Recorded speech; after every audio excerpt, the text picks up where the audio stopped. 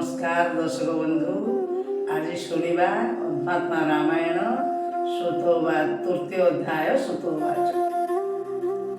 सुत कहती मुनिगण हेमते दशरथ राण बोलती सुमंत्र को चाही वशिष्ठ दिले जहा कई सकल कर तु भियाण बोलिन दशरथ राण अंतपुर को चली गले सकल राणी की देखिले सर्वे आनंद छंती होई कोई मात्र तोही नाही देखी भाजंते दशरथ कोई नाही कि पायत मोर आगम चाहू थाई आगम पाद पखाए एबे भस्म काल देख कियो बा देव मते दुख एते बलिन पुरे गले कई शोईची देखिले पुणी से तेजी अलंकार मलिने शोईची भूमिर बोधे कियो राजा दशरथ सादरे देहे देई हाथ बोइले कह कहीं पद से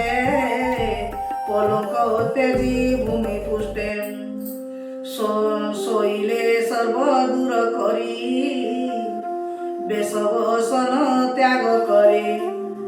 कियो बा अचु मने घेनी कह करिबी एई क्षणी कियो बा काहा कुनासने विचारू नासी वितक्षणे दरिद्र जनकर चाई धन वांचिचु किबा तोई कह संपूर्णे धन देवी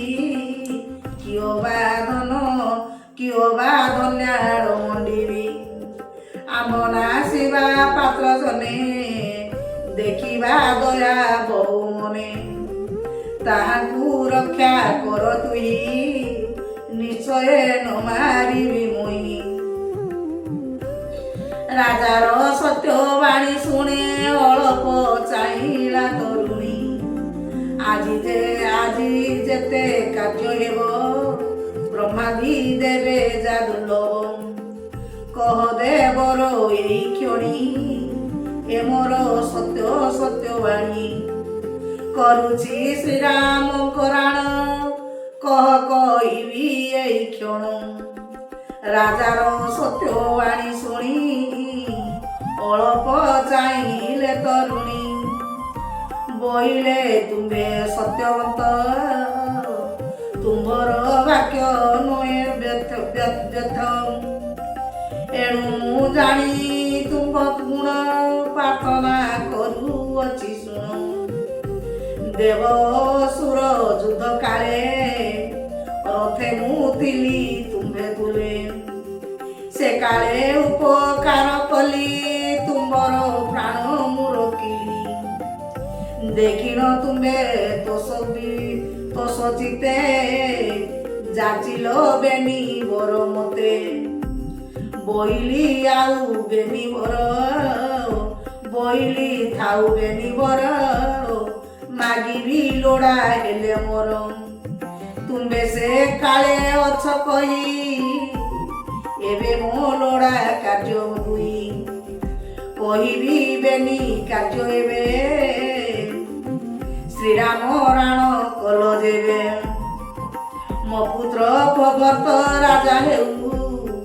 श्रीराम वनवास जाऊ 14 बरस परिजन्ते श्रीराम रहिबे वनस्ते बने भोकिबे कंदमूल पिंधिबे वृक्षर बकल जटा विभूति होइकाए बंचिबे तपस्विक प्राय आज अजमु जातु एई क्षणी नगले मरी बई पुणी एमंत शुणी रूपमणि पड़िले भूमि पड़िले मूर्छागत जानी ଦକ୍ଷିଣେ ତକ୍ଷଣେ ଚେତନା ପାଇଲେ ସ୍ୱର ପ୍ରାୟ ବିଚାରିଲେ ବୋଇଲେ ସ୍ୱପ୍ନ ଏହି ସତ ବୋଇଲେ ସ୍ୱପ୍ନ ଏକି ସତ ଜାଣିମା ଏଥର ତଦନ୍ତ ଦେଖିଲେ କୈକୟବ୍ରତ ବସିଛି ବାଘୁଣୀ ସଂଜାତ ଜାଣିଲେ ସ୍ୱପ୍ନ ଏନୁ ହୋଇ ଏହାର କୃତ୍ୟ ଏଓଟଇ ଏତେ ବିଚାରି ଦୁଃଖ ଚିତ୍ତେ ବୋଲନ୍ତି କୈକୟୀ ଅଗ୍ରତେ ଭର୍ତ୍ତରାଜୁତ ଯା ତୁମ୍ଭେ ମାଗିଲ ନିଶ୍ଚେ ଦେବୁ ଆମ୍ଭେ ଶ୍ରୀରାମ ବନ ଯିବା ପାଇଁ ମାଗିଲ ନିଶ୍ଚେ ଦେବୁ ଆମ୍ଭେ ଶ୍ରୀରାମ ରାମର ଗୁଣ ଅବଶେଷ ମୁଁ ଆଗେ କହୁଛେ ପ୍ରକାଶ ଏବେ ସେ ତୁମ୍ଭର ବ୍ରତ କି ଦୋଷ କଲେ ରଘୁନାଥ କାଲି ପ୍ରଭା ବ୍ରତ ରାଜା ହେଉ ମୋର ନିକଟେ ରାମ ଥାଉ ତୁମ୍ଭେ ବା କର ଭୟ ମନେ ରାମକୁ ମଣ ଶତ୍ରୁପଣେ ସେ ରାମ ରୂପ ଗୁଣମାନ କେ ମୁଖେ କହି ତ ବାଜନ ମଧୁର ଭୂମି ସର୍ବ ପାଏ ସେ ସର୍ବ ପ୍ରାୟ ଏକମୟ ମୋହର ଦେଲେ ରାଜପଦ ରାମର ତେଣେ ନାହିଁ ଖେଦ ଏଣୁ ବିନୟ ମୋର ଘେନ ଦନ୍ତରେ ଧରୁଛି ତୀରଣ ବୋଲି ରାଜନ କର ଯୋଡ଼ି କୈକୟୀ ପାଦ ତଳେ ପଡ଼ି ଦେଖି କୈକୟୀ ଗୋପ ମନେ ଚାଇଲାର ତନୟନେ ବୋଇଲେ ସତ୍ୟ ଭଗ୍ନ କଲ ନିଶ୍ଚୟ ତୁମ୍ଭେ ମହିପାଳ ଅନ୍ତେ ନରକ ଗତି ହେବ ସତ୍ୟ ଭଗ୍ନର ଏ ସ୍ୱଭାବ ଏମନ୍ତ ଦେଖି ତୁମ୍ଭ ବୁଦ୍ଧି ମରିବୁ ହୃଦେ ଜରୁଛନ୍ତି ମରିବୁ ହୃଦୟର ଯୁଜଛନ୍ତି ନଇଲେ ତୁମ୍ଭ ପରେ ମୁହିଁ ନିଶ୍ଚୟ ମରିବି ବିଷ ଖାଇ ନିଷ୍ଠୁର ବାକ୍ୟ କନ୍ୟା ଶୁଣି ନିଷ୍ପଟେ ମୂର୍ଚ୍ଛା ଗଲେ ପୁଣି ଏମନ୍ତେ ନିଶି ହୁଏ ଶେଷ ରାଜାର ଦ୍ୱାରେ ବାକ୍ୟ ଦୁଘୋଷ ବାଜତେ କୈକୟୀ ଶୁଣିଲେ ଦାସୀଙ୍କି ପେଶି ବୁଝାଇଲେ ସେ ରାତ୍ରେ ଅଯୋଧ୍ୟାର ଜନେ ନିଦ୍ରାନ କର କଲେ କନୟନେ ସକଳେ ହୋଇନ ଉଚ୍ଛକ ଦେଖିବା ବୋଲି ଅଭିଷେକ ଶ୍ରୀରାମ ମଧୁର ମୂରତି ଏକେ ମଣ୍ଡାଇ ରତ୍ନପତି ଶୋଭିତ କିରଟି କୁଣ୍ଡଳ କଣ୍ଠେ କୌସ୍ତବ ମଣିମାନ ହୃଦୟରେ ଶ୍ରୀବତ୍ସର ଚିହ୍ନ ପିତବସନ ପରିଧାନ ଏମନ୍ତ ରୂପ ରଘୁମଣି ସୀତାଙ୍କୁ ଥିବେ କୋଳେ ଗେନି ଲକ୍ଷ୍ମଣ ଭ୍ରତ ଶତ୍ରୁଘ୍ନ ଛତ୍ରାଦି ରାମର ଚାମର ଧରିନ ଏ ରୂପେ ଥିବେ ସେ ବାବା ଭାବେ ତ୍ରିଲୋକ୍ୟ ଆଦି ସର୍ବଦେବେ ଏ ରାତ୍ର କେମନ୍ତେ ପାଇବ ଦେଖିବା ଏମନ୍ତ ଦୁର୍ଲଭ ଏ ରୂପେ ବିଚାର କରିନ ଅଯୋଧ୍ୟାପୁରେ ସର୍ବଜନ ରାତ୍ରେ ଉଦ୍ଧୃତ ଥିଲେ ରହି ପ୍ରାତରୁ ଯେଝା ମତେ ଯାଇ ଋଷି ପ୍ରହିତ ଆଦି କରି ଦେଖଣା ହାରି ନୃତ୍ୟକାରୀ ମନ୍ତ୍ରୀ ସୁମନ୍ତ୍ର ମନ୍ତ୍ରୀ ସହିତେଣୁ ମିଳିଲେ କାର୍ଯ୍ୟ ଦେଇ ମନ ରାଜାଙ୍କ ନଗରେ ମିଳିଲେ ରାଜାଙ୍କୁ ରାଜାଙ୍କୁ କେହି ନ ଦେଖିଲେ ସୁମନ୍ତ୍ର ବିଚାରଇ ମନ କିଅ ବା ନିଦ୍ରାରେ ରାଜନ ଅଛନ୍ତି ଅନ୍ତପୁର ମଧ୍ୟରେ ବୋଲନ୍ତି ସେ ଅଟେ ଅବିରୋଧେ ଯାଇ କଇ ଛାମୁରେଣୁ ଦେଖିଲା ଅଛନ୍ତି ରାଜନ କଇ ଛାମୁରେ ସୁମନ୍ତ୍ର ବଲଇ ଯୋଡ଼ିବେନି ହସ୍ତ ରାଜାଙ୍କୁ ତୁମ୍ଭେ ବେଗେ କହ ଅରୁଣ ହୋଇଲା ଉଦୟ ରାମଙ୍କ ଅଭିଷେକ କାଳ କିମ୍ପା ପାଶରେ ମହିପାଳ ନିଶ୍ଚିତେ ନିଦ୍ରା ଯାଇଛନ୍ତି ସର୍ବଯୋଗାଡ଼ ହୋଇଛନ୍ତି ସୁମନ୍ତ୍ର ବଚନେ କଇ ବୋଇଲେ ରାତ୍ରେ ନରସାଇ ଭୋଜନେ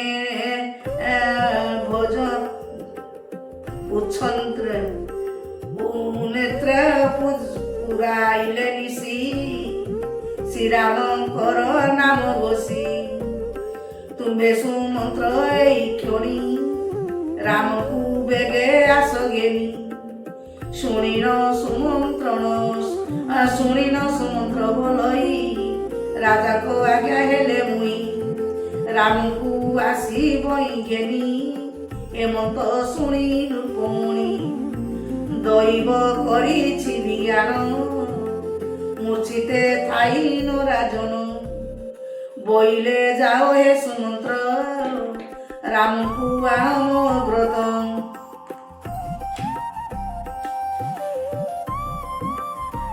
ବଦନ ଦେଖିବି ତାଙ୍କର ଶୁଣିନ ଗଲା ମନ୍ତ୍ରୀ ମୋର ଶ୍ରୀରାମ ବ୍ରତେ ମିଳିନ